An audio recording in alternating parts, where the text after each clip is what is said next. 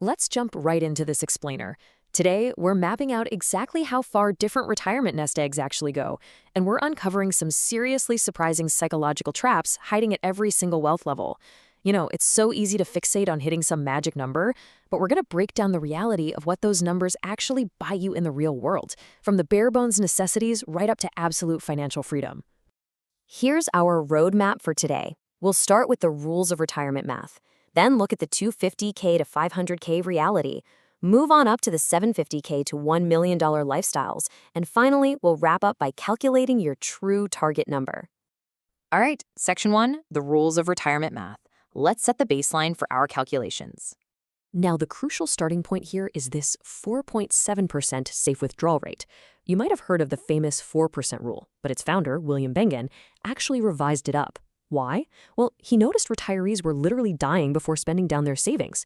The original rule was just ultra-conservative to guarantee survival through the worst historical crashes. But honestly, for many folks, that was massive overkill.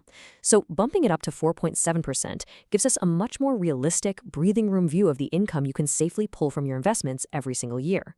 And we have to talk about timing, because timing your Social Security is everything. Taking it early at 62 completely slashes your payout to just 70% of your full benefit. But delaying it to 70, that supercharges it to 124%. I mean, your full retirement age in the US is generally 67, where you get your 100%. But if you hold out until 70, you're guaranteeing yourself an enormous, permanent boost in monthly income. That takes a massive amount of pressure off your personal portfolio. Moving on to Section 2, the 250K to 500K reality. This is all about building the foundation and avoiding those early pitfalls. So, at $250,000, your lifestyle is heavily reliant on Social Security. But here's the thing. As a couple, you can actually cover the average retiree household spend of $60,000 a year pretty comfortably. If you're single, $3,000 a month means you really have to watch where every dollar goes. You're probably looking at, one budget trip a year. But as a couple, assuming your house is paid off, $5,100 a month gives you decent breathing room to travel a bit and eat out regularly without stressing too much. But here's the wild psychological twist at this tier. Panic sets in. People are 3 times more likely to make disastrous speculative investments instead of just optimizing their lifestyle. They look at their $250,000 and think, oh no, I haven't hit $1 million, I'm going to run out of money. So they start falling for get-rich-quick schemes, crypto bets, trying to 10x their savings overnight. It's the speculative scramble. In reality, what they actually need to do is just think deeply about moving to a lower cost of living area or maybe downsizing to a single car to make that money stretch safely. Now, doubling our nest egg to $500,000 provides significant breathing room. At this $500,000 mark, your portfolio is kicking off a very respectable $23,500 a year on its own. Add in Social Security at age 67, and a couple is pulling in roughly $6,100 a month. That means you're completely covering basic expenses, taking multiple trips a year, and you aren't nearly as stressed about money as you might have been back at the 250K level.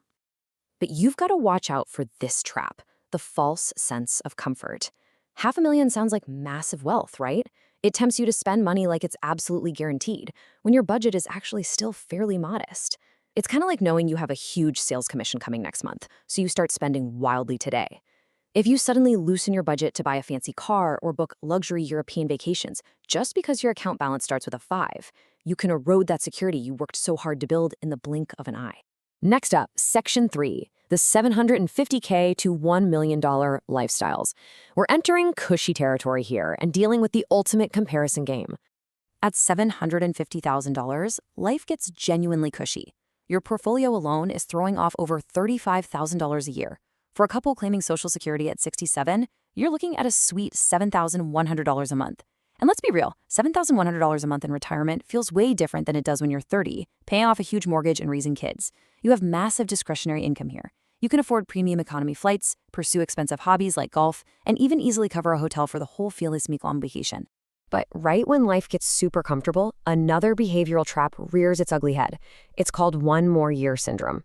This is where you hoard wealth you'll probably never spend just to cross an imaginary finish line. You're sitting pretty at $750,000. You have literally everything you need, but you desperately want that 7-figure millionaire status. So you keep working. You end up trading your precious remaining time for money that simply isn't required for the lifestyle you want to live. Hitting the $1 million mark, though, provides genuinely luxurious freedom. You're pulling in nearly $97,000 a year as a couple. At over $8,000 a month, you're eating at nice restaurants whenever you feel like it, you are not checking the prices on the menu, you're funding grandkids' educations, and hey, you're buying non-floor seats at the next Taylor Swift concert. You have achieved true financial freedom. Yet, the ultimate trap hits right when you win the game. It's the never enough comparison game. It's wild how the human brain works. You officially become a millionaire, a word that carries massive societal weight. And then you go online, maybe log on to Reddit, and stumble into an early retirement community. Suddenly, people are telling you that you need $2 to $5 million to be safe. In an instant, you compare yourself to them, and your amazing $1 million success suddenly feels totally inadequate. Which brings us to Section 4, calculating your true number. Let's break free from these arbitrary targets. Let's look at how to build your exact financial roadmap. By following these 3 simple steps, you can pinpoint the exact nest egg required to find your specific dream life. First, write down your ideal monthly lifestyle cost. Say it's $8,000 a month, or $96,000 a year. Second, subtract your expected household Social Security payments. Let's assume $36,000 a year. Third, apply the 4.7% rule to whatever is left. So $60,000 divided by 0.047 equals $1.276 million. You literally just find your number, subtract Social Security, and do the math. This proves you might only need 1.2 million, not the 2 million the internet tells you to fear. That is your personalized finish line. As we wrap up this explainer, keep these 3 key takeaways in mind to ensure your retirement is as secure as it is comfortable. First off, the timing of Social Security changes the game entirely. That 77% jump from age 62 to 70, that's an extra $2,000 to $4,000 a month for a couple. Second, keeping your cost of living reasonable is the absolute best way to stretch your nest egg the longest.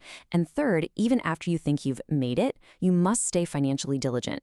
Watch your investments, keep an eye on your spending, and stay engaged with your financial health. I'm going to leave you with this final thought to consider. As you look at your own savings, what is the real goal of your financial journey? Are you just optimizing for a meaningless net worth number so you can feel like you won? Or are you finally ready to start optimizing for your time? Do the math, skip the comparison traps, and build the life you actually want to live. Thanks for hanging out with me for this explainer, and I'll catch you on the next one.